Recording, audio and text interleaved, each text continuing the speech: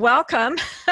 Greetings. It's Tuesday, November the 5th, 2020, if you believe it or not, and the world is still waiting for the outcome to the U.S. election. Wow, it's a nail biter for sure, isn't it? Oh, absolutely. Well, No I have doubt. not been quiet about who I support Yeah. and why, but I do want to say that for me, this is more than a political race for a new president. It is more importantly a race for the return of morality and Yeah. decency and truth and integrity and the end of divisiveness. Yeah. And all of that is on the line. And I believe that line has been sorely met given how close this race is. It is most disappointing to me. And guess that's why I'm pleased to bring you my guest today, who is going to inspire all of us to raise our vibration with his new book titled, Let's Talk About Making Your Life Exciting, Easier, and Exceptional.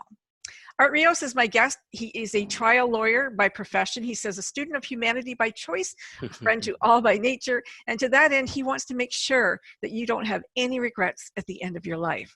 In fact, if you're bored with life or wondering what's the point of living, Art has a gazillion reasons why you should stick around, uncomplicate your life, and even join his Let's Talk tribe. So welcome, Art. Frankie, thank you so much. Such a pleasure to be here. And of course, such a pleasure to be able to talk to all your friends. I'm honored to share this time with you. I know we're going to have a blast. Thank you. Yes. You know, you talk, it was so interesting because there's so many things that you said in your book that I said in one of my books. And I'm like, oh, look, birds of a feather.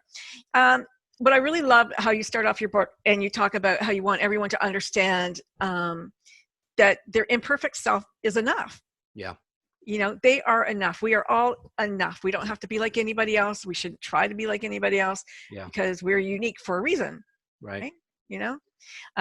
So let's talk about that a little bit. What prompted you to write the book? Well, I'll tell you, as you were saying, I'm a studier of humanity by nature, but I've been that way since I was a teenager. I've always been one of those people that people gravitate towards, and I also gravitate towards them. I just genuinely like people because I truly believe that everybody in their heart is a good person. And unfortunately, the way that our humanity has developed or has, you know, and there's been great progress in some areas, but other areas that worry me a little bit, but because, for example, technology is a grand thing, but it's also eroded a lot of our methods of communication. Talking about being yourself and accepting yourself, you know, we've gotten to a point where marketing, and again, I'm not blasting advertising or marketing in any way, shape, or form, but they want to sell us on what perfection is. And there's no such thing. I'm perfect. You're perfect. We're all perfect because God designed us the way that he wants us to be, or the universe designed us in a way that serves its purpose. So, I mean, as you can tell, I'm a big guy. I've always been a big guy, and I love it. You know, it's who I am.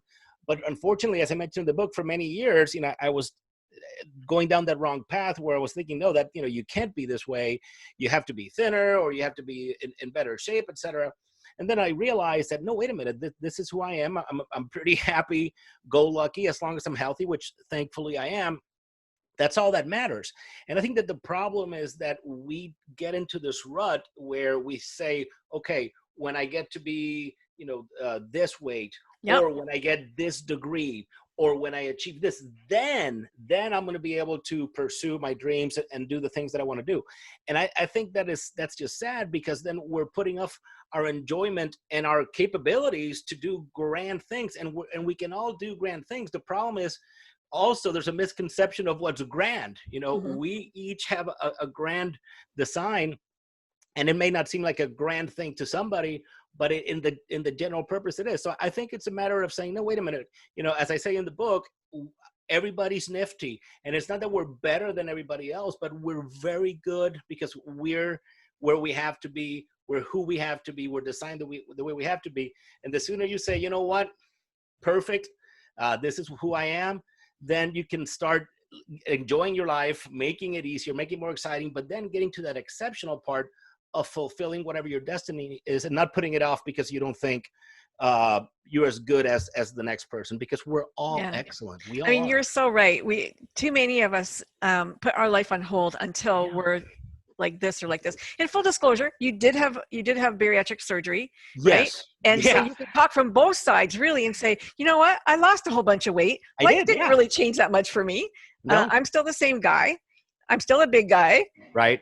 and as long as the people around me love me and understand who I am from the inside, not the outside, Hmm. uh, life is good. And so you've learned that, you Right. tried it. Yeah. I mean, there was with the old surgery, as I mentioned in the book, my weight was starting to weigh on me, and it was a full pun intended there. Yes. But the reality is that I had even lost more weight after surgery, and I kind of gained a little bit back, not all of it, but just a little bit, where I think my body said, okay, this is where you're supposed to This is be. who you are. And that's who you are. And I feel magnificent, and I say, as long as my wife thinks I'm sexy, which I guess for some reason she does, I don't know, life is good. And it's important though that I'm healthy and that we all are, because as long as your numbers are okay and your doctor tells you that you're fine. I just had my checkup this month, because it was my birthday this month, and I always get my checkups around my birthday. And he told me, no, you're doing great, you're doing fine. So that's where you need to be. As I say, if I know that I have to lose weight, I'll do it. If not, screw it. Yeah. But it's just a matter of accepting yourself, and not just physically, emotionally, intellectually, with your education. You're where you have to be, and gosh, we're all great. We really are all great. I really truly do believe that um, we are capable of so much more than we know, and I know Yeah, that for a fact because yeah. underwent that experience. However, one thing that I noticed, I mean, you do have a partnership with your dad, Hmm. and my dad is the most important person to me, Yeah. and I know it sounds like to your daughters you're the most important person to them. And so how much weight did your father play into this attitude that you have around humanity and this love that you have for people? I'm going to tell you, I think that in the book and in the dedication, I thank my dad because he filled my life with righteousness. My dad's a very righteous man, an attorney, he's, going on 50 years. And I think that I learned a lot of things from him. And what I think I learned the most was that you teach by example, and not just by telling you this is what you have to do. My work ethic I learned from my dad. He's still, he's in 75, still going strong, and Right. loves working every single day. I saw how he respected my mother, and that to me, and he still does. I mean, they're together 24 hours a day, because my Yeah. mom works at the office with us. And so I saw that also, and it taught me a lot about relationships. The way that he was with me and with my sister and I was also incredible, because he is an incredible dad. My mom's incredible. So I would tell you that just the example of being a good person, I learned from them. But he also inspired me. I mean, of course, through his law practice, and we practice immigration law. So it's a area of practice where you can help, but help people. We're helping Right. people pursue their dreams and seek safety and all that. So I picked up his empathy for people. No doubt, I learned from him. But I think, if anything, I learned from him that push to make sure that you fulfill your potential, and whatever that may be, and Right. to always be striving towards that. So I owe a lot to my dad. I can't fail but mention my mother as well, because I learned a lot from my mom. They were both incredible role models. But in that chapter about being yourself in the book, I also mentioned that sometimes we might get into, which happened to me when I was younger. We may also try to emulate other people, thinking that they're the bomb, and we have to be like them, and we act like them. And I kind of fell into that. I worked myself out of it. But once you start to realize, it's okay to pick up good traits from other people and kind of incorporate them into who you are. But at the end of the day, it's finding yourself. That's such a blessing. And when you finally do, and you just say, gosh, and again, it's not that you're better than anyone, but you're not worse either. And you Right. just learn to love yourself and to accept yourself. There's a chapter in the book on gratitude, which I think is probably the most. I call them talks in the book. Yeah. I think it's the most important talk, because I think that gratitude is the most important baseline, for a human being.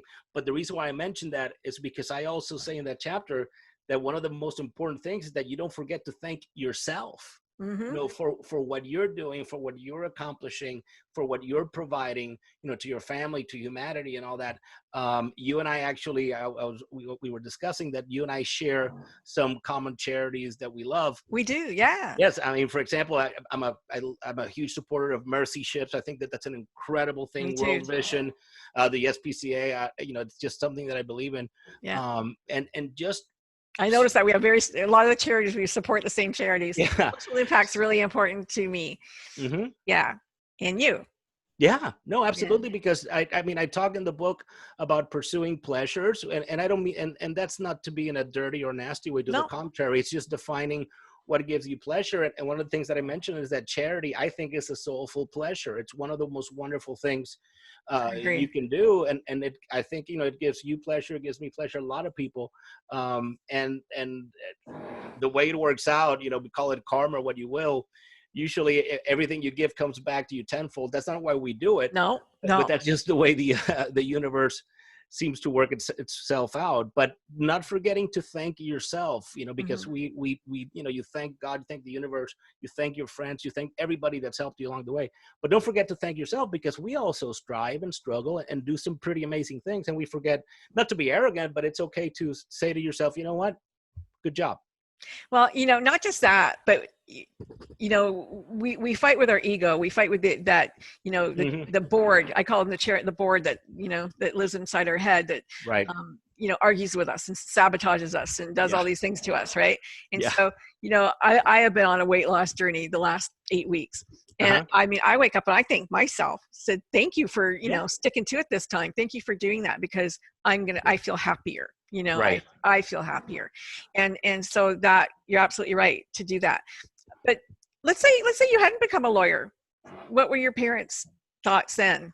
Would they have Well, cared? actually, my dad, it's funny, and I have an older daughter, Maria, and she's at junior at Wake Forest, and she wants to become an attorney. And I keep telling her, honey, you know, don't think that you have to, because I don't want her. I mean, I haven't influenced in any way. I think that all lawyers don't want their kids to be lawyers, but when they do, we couldn't be prouder. Yeah. So my dad initially wanted me to be a doctor, but that didn't really work out, because if I see blood, like, you know, 2 miles away, I pass out. But it's funny that I did love psychology when I was in high school, and that was one of my favorite areas. Yeah, So me that's too. something. Yeah, I still do to this day. I loved it, and I always figured that it would have, you know, I would get involved in something along those lines. I wound up going into business, and I mentioned that in the book. And then I'd had a huge failure, but I think that it was A blessing in meant to disguise. be, and it was a huge blessing. So here I am, loving my law practice, but also loving the fact that during the pandemic that we've suffered, I finally found the time to be able to pursue this dream. And it was one of those things that it was always in my heart that I wanted to write this book and to continue writing. I'm working on the second book already, because I just love to talk, and I'm hoping that now that this book is out there, and I have, you know, the webpage where people can kind of help me with the future talks.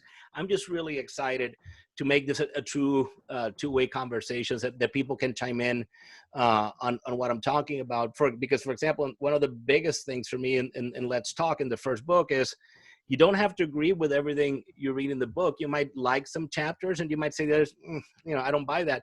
That's cool, because if you want to implement some things in your life from the book, perfect. If there's some you don't like, that is absolutely fine. You know, I've been reading self-help books and personal development books all my life, and they're wonderful. The only problem is it's always a system, and it's always very complicated. Yeah. This is more, I always like to think of it more as the old-fashioned, like Mark Twain and Will Rogers, where they were more essayists, and they would just kind of share their thoughts on life with people, and then people Yeah, would you take what agree resonates. or dis exactly. You Yeah. take what resonates and leave what doesn't. And that's, Yep. that's all people can do when you speak to a crowd or whatever. Take That's what right. resonates, leave what doesn't. Right. Don't throw everything out with the bathwater. Yeah. And Yeah. there's always some nugget. There's always a nugget in there that you Absolutely. can walk away with and go, yeah, I didn't think of that before. And it changes that perspective on how your No day's doubt. going to go, or change your life. Yep. It was interesting. I was going to be a lawyer, and I wanted to be a psychologist, and I wanted to be like everything. And I have a brother who's a doctor, a lawyer, and I just want to be everything. That's my problem. Yeah. Yeah. But, you know, my dad told me I could be anything I wanted to be. You can. And I can, and I know that, and it's been such a blessing to me to know that from such a really young age, because I just did stuff, and people go, well, how did you get to do that? You didn't go to school for that. I go, I felt I could do it, you know, and so you do it, right? I mean, but look at the things you've done. Because I was reading, I mean, you've been involved in kickboxing. I thought that was fascinating, and then you're an artist, and you know, you're doing all these beautiful portraits, and then you're helping all these wonderful charities, and you're putting this show together. You know, your got webpage, 5 books now. You know, I mean, so you just keep going. I mean, you talk about but you're an actual person that's so diverse. And look at everything you've accomplished and the people that you're helping. So, I mean, you're a true Renaissance woman. Well, I do think that some people are born knowing what they want, and that's wonderful. And I wish I had, but some days I wish I had been born today. I was going to be a veterinarian. I was going to be a jockey. I was going to be, you know, this and that. Like I was going to be, as a matter of fact, I had a nickname. It was Iwana, because I wanted this and I wanted that. Right. Like, I love that. I like that a lot.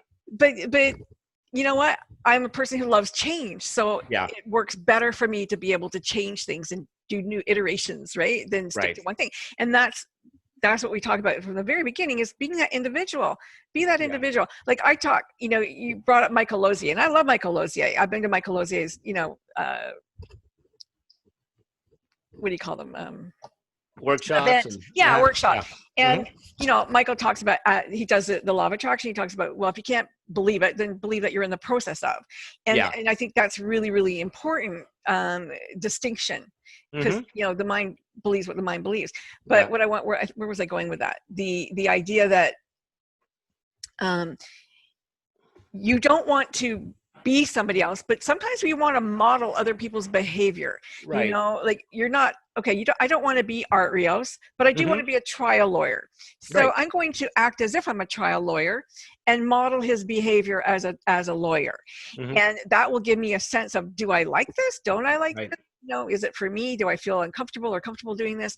And so that's okay. You don't want to become Art. You just want to model his behavior in some areas, right? And that's what we're talking about.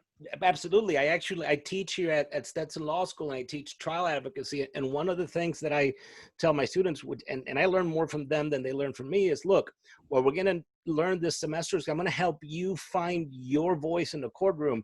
You don't have to be Art Rios, you know, because it'll never work.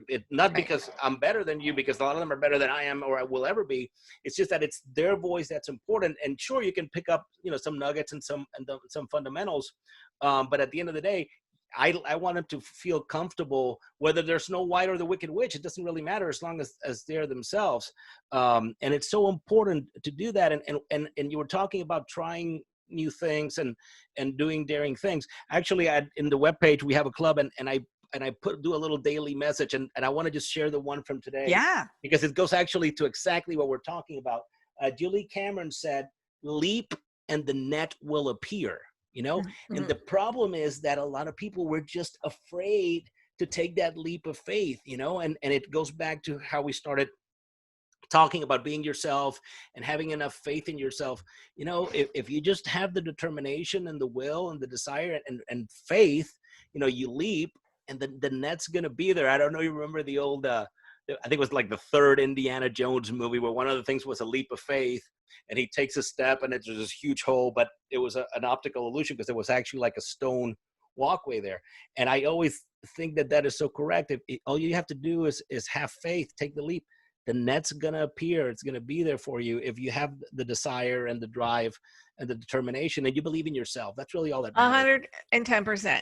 I started The Believer, which is kind of my coaching thing. And The Believer says, what would you do if faith and trust for your partners? What could you accomplish? You know, if you believed in all of that stuff, right, and had faith in yourself, Yep, everything. It's everything. That's all it is. I want to talk about your family for a moment, because you mentioned that you worked with your mom and your dad. Yeah. And I'm wondering, and you get along, and that's a lot of people couldn't do that. So do you think that's the Puerto Rican background? Because I know as a European family the dynamic is a little bit different than it is for, you know, I gotta call you guys Bonja Cakes out there. Don't No, but you're completely, no, it's absolutely true. And actually to me, it's one of the biggest blessings in my life is the ability to, you know, my dad's across the next wall in our office. So I can always just open the door and go ask him a question.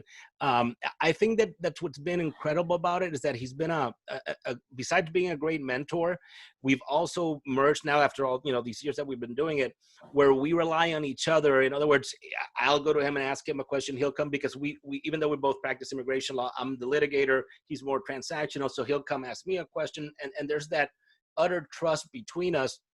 And then, you know, just the familial love and the respect, you know, for what they've both accomplished.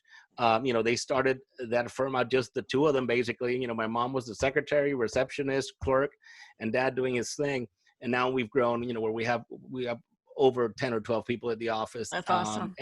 But it's a big family. So we've been able to keep, you know, that family feeling. And I love that it's immigration law because so many people are desperate to leave bad situations. Absolutely.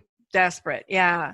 It's a fun, good book. I mean, and what I really like about it, because my dad told me at the very beginning, he said, you know, anybody can do it with money. What can you do without money? Yeah. And so your book is really, you know, you talk about simplicity, simplifying your life, you know, have really good things, one really good thing instead of having a bunch of little tchotchkes or whatever around.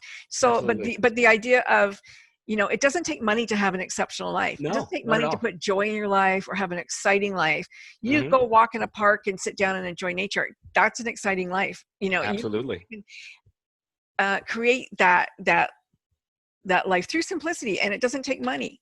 No, not at all. And actually, you know, as I mentioned in the book, I've been through some really tough times. I mentioned that, you know, I had this huge business that failed.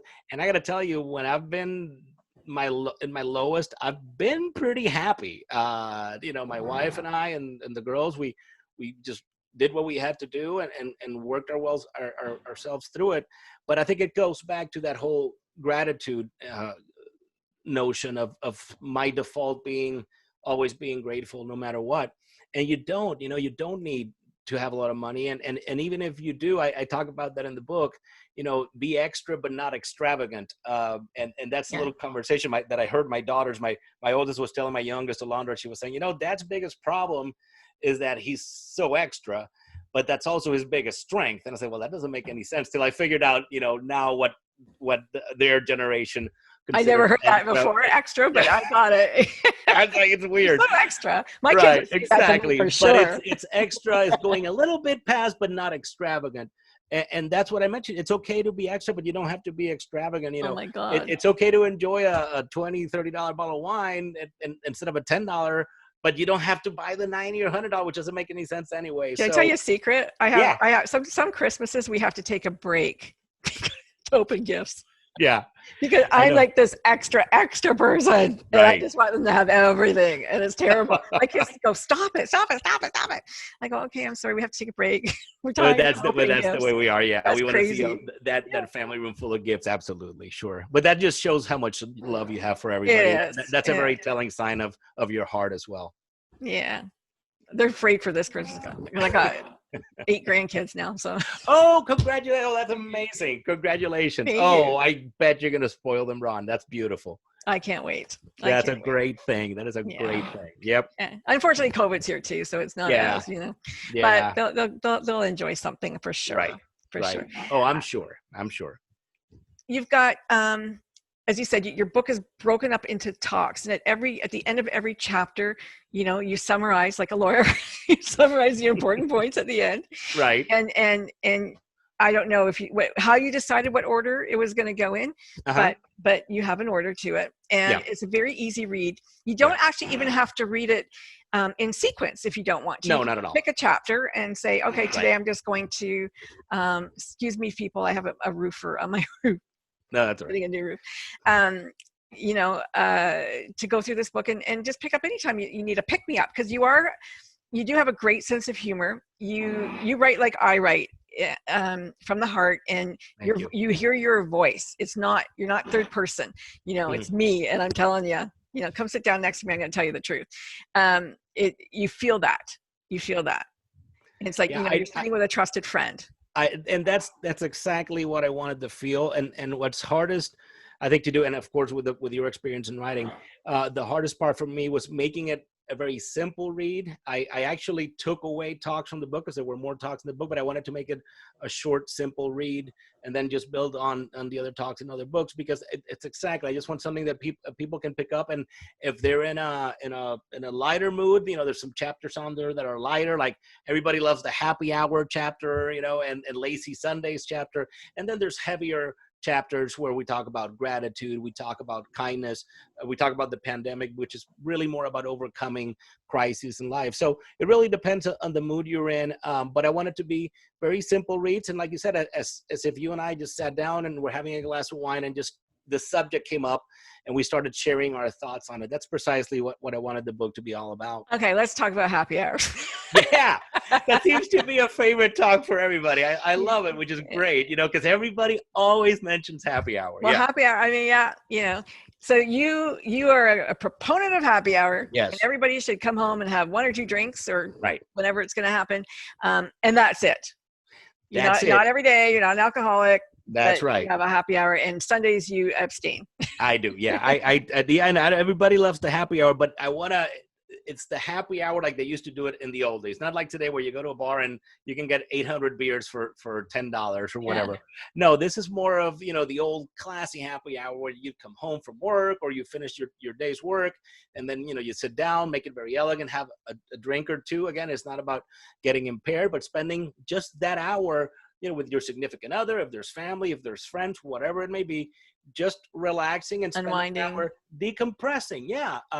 And just kind of putting everything in perspective, going back to gratitude, thanking yourself for whatever you accomplished that day, or thanking your children for whatever they did that day that was worthy of praise.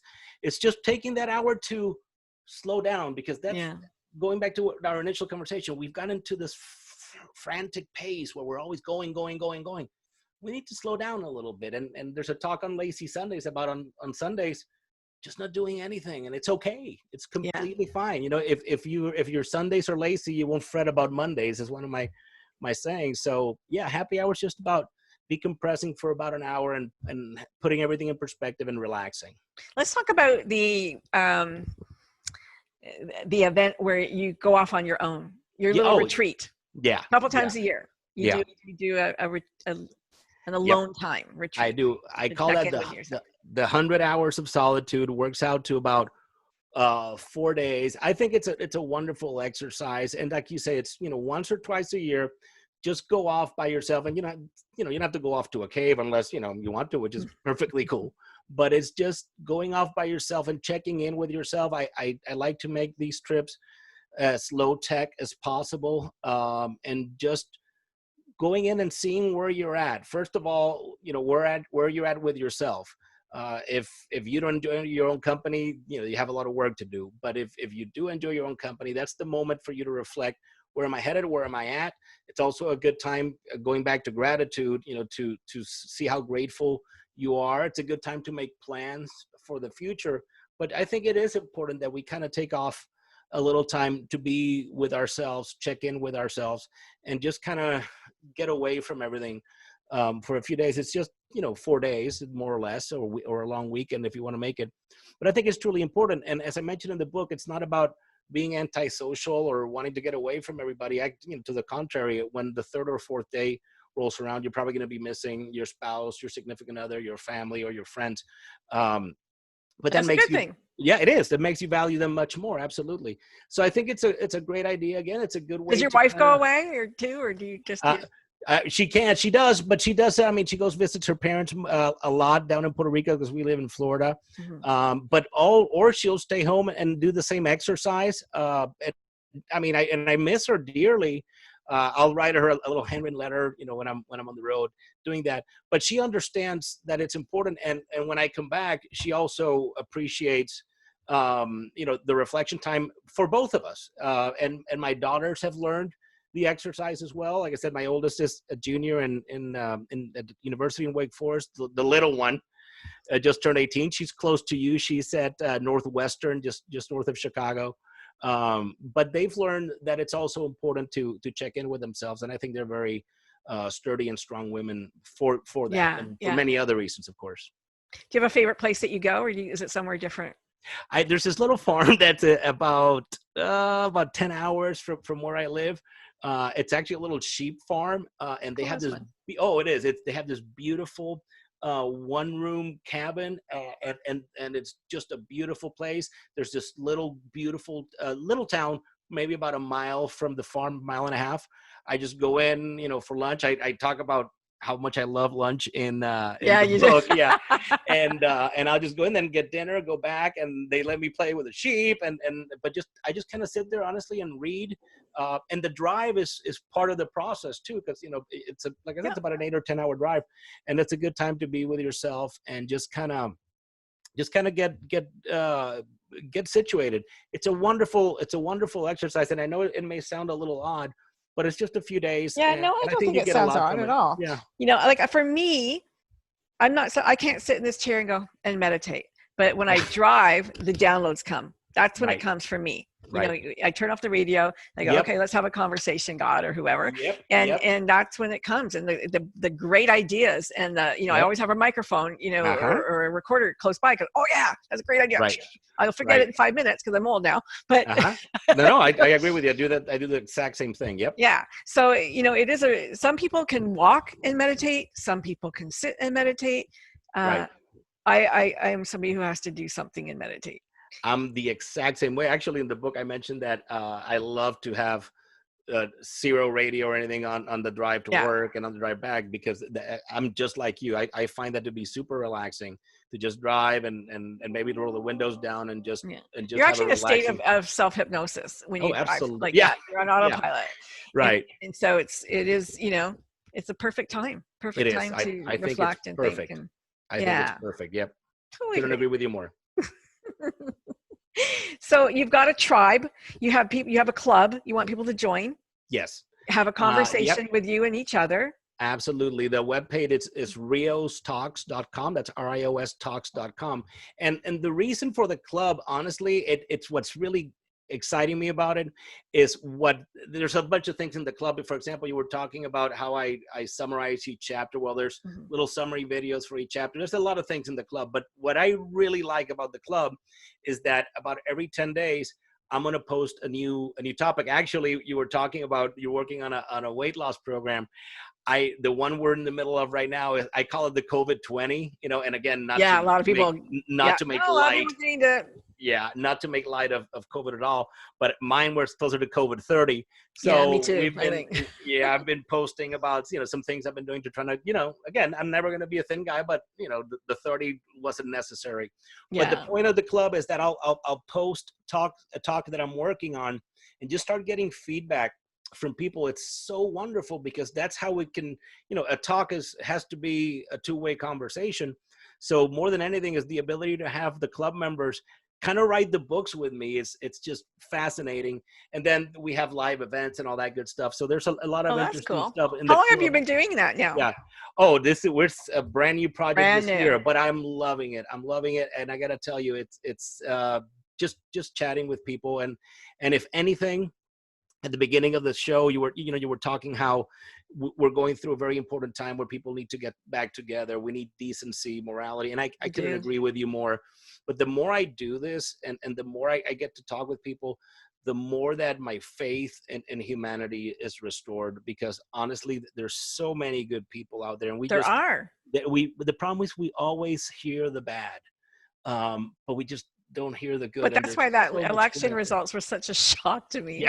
Yeah, I know. A shock. I'm like, oh my gosh, wow. I know. But you're right. I mean, as birds of a feather flock together, and they certainly do. I know lots of people say, oh, the world's filled with bad people. I go, yeah, but I know some amazing people, because those are the people who we attract, right? So that's our tribe, and our birds, and we know about those people. And you're absolutely right. But we need more. And then you can be more vocal, because people have to know that they're there, because so many people are distraught that that they don't see evidence of good anymore. Yeah. And it's important that, maybe even have to be more of a spectacle in a way to show the goodness, because it's not showing up in a lot of people's lives. And actually, there's one of the, when I was writing the book, the two chapters, the two talks that I was struggling which one I thought it was most important, and the one on gratitude won out, but it won out by a hair over the talk on kindness. Yes, kindness which I is think super is also, important. I mean, it's right. Gratitude and kindness, to me, they go hand in hand. They do. But what you were talking about is in the book, I say, look, can we just show one simple act of kindness? And I know, I'm not reinventing the wheel here. This has been said a million times, is that we forget it. And if we can just show one simple act of kindness to another human being, and it could be something as simple as just smiling across, the car when you're in traffic, and you don't know if that's the only smile that other person may get, or helping somebody out on the street, whatever it may be, it makes you feel better. But if we just do one, the world gets better, and it's happening. That's the thing, and we just forget it. And we have a Facebook page and all that good stuff, and I get emails, and I get a lot of emails. Hey, Art, you know what? I did an act of kindness, and some of them are pretty grand gestures, but a lot of them are so simple. But it's in the kindness in the simplicity is incredible. And you know what? You go through the Starbucks or the Dunkin' Donut or whoever you got Tim Hortons here, and you buy the person behind you a coffee. Yeah. And they come up and they go, and so, oh, they just bought you a coffee. Go, what? Yeah. That's awesome. And then you know what?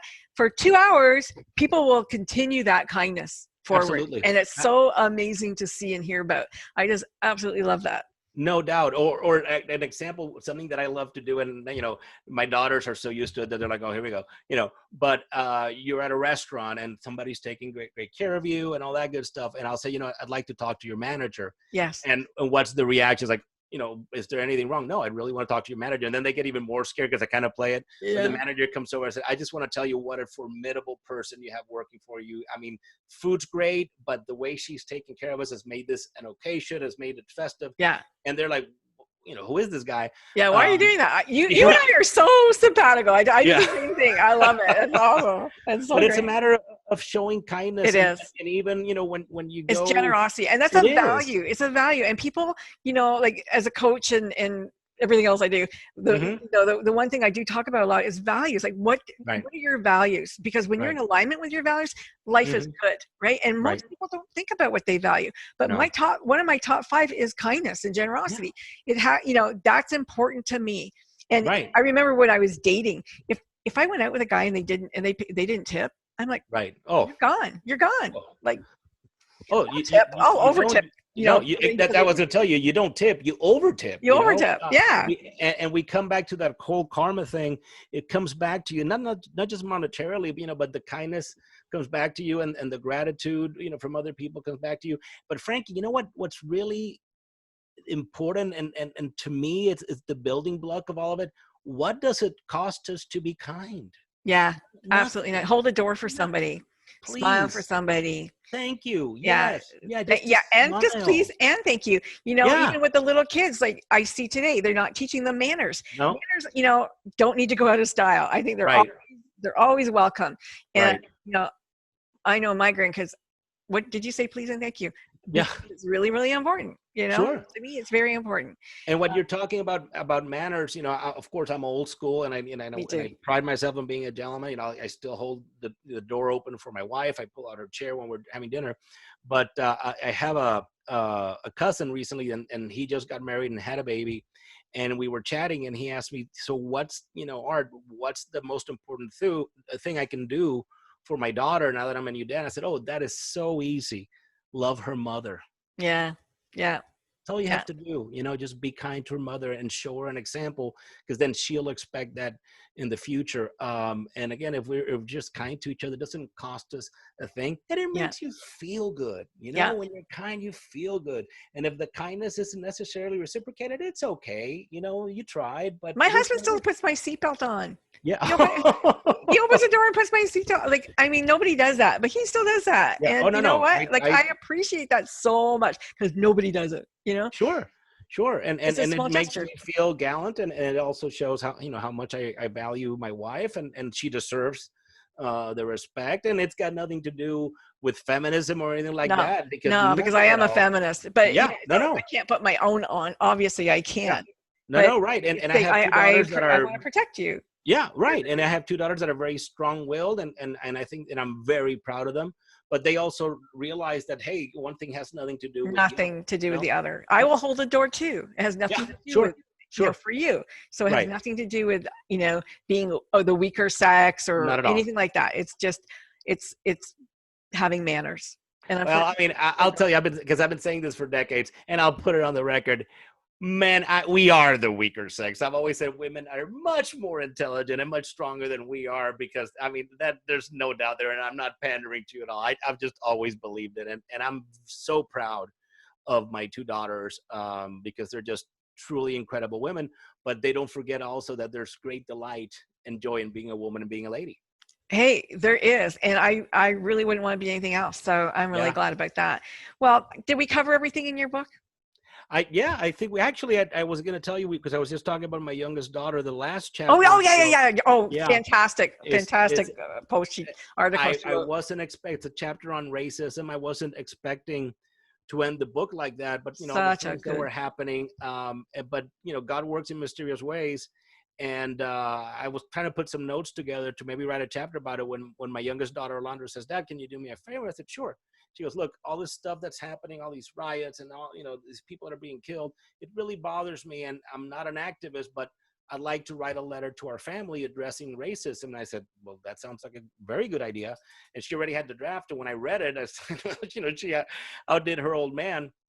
So basically, the last chapter is her letter to our family talking about racism. And I thought it was such a good so letter. strong. Yeah, Tyler. because, very powerful. That's Alondra that wrote that? It's Alondra. Yeah, Yeah. Alondra wrote that. And like I said, she's 18. And to have her come through with that conviction and that passion and that heart, I just thought it was really important, because at the end of the day, like I say, the book, there's some very light reading, but there's also some things that I think, we should all be thinking about.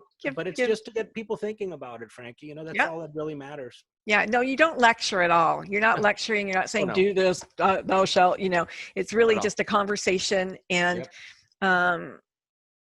a conversation you need to have with others and yourself. And it's, there's nothing wrong. Like when I first heard Let's Talk, that Bell does their Let's Talk.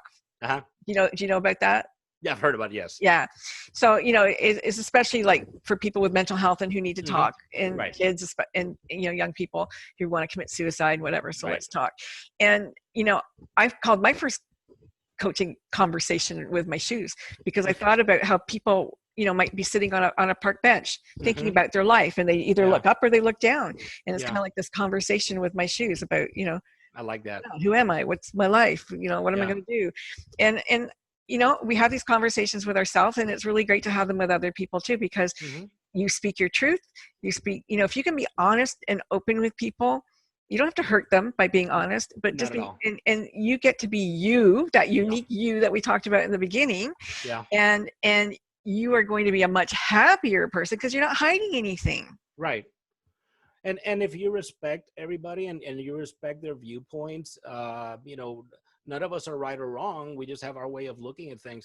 And it's just a matter of mutual respect. And we can agree to disagree, or we can agree to agree. Yeah. But it's just a matter of listening to each other. And there's actually a talk in there about listening. It's called 2 ears and 1 mouth, because I say God gave us 2 ears and 1 mouth for a reason, so we listen more than we speak.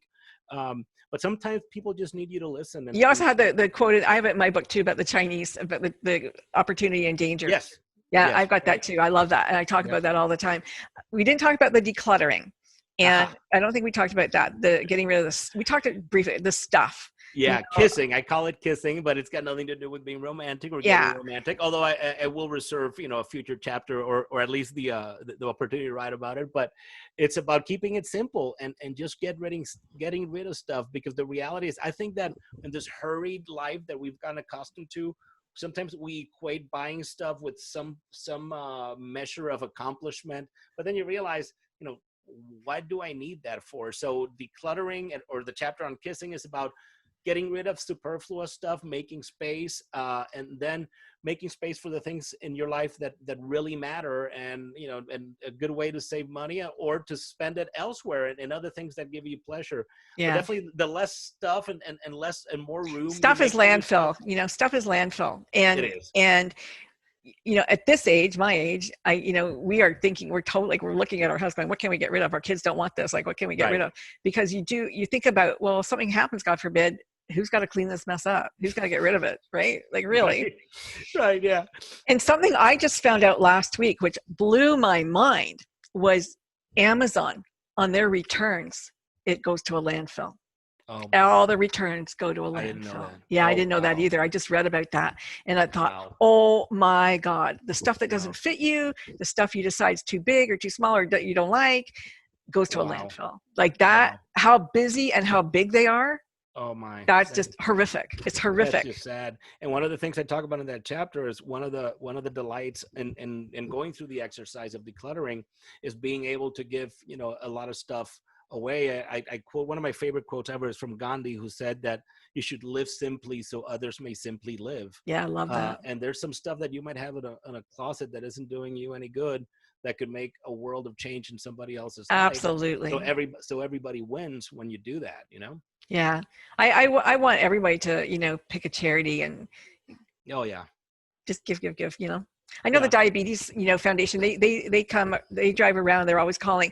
They want your stuff. They want your stuff that doesn't even work, but somehow they make money from it. And like, that's fantastic. Yeah. Take it. Yeah. Go for it and enjoy it. And so it's not even a hardship to give it. Not at all. Actually, they're doing you a favor. Use it. Yeah. They're doing you a favor. Right. But you don't even know, how much you're helping.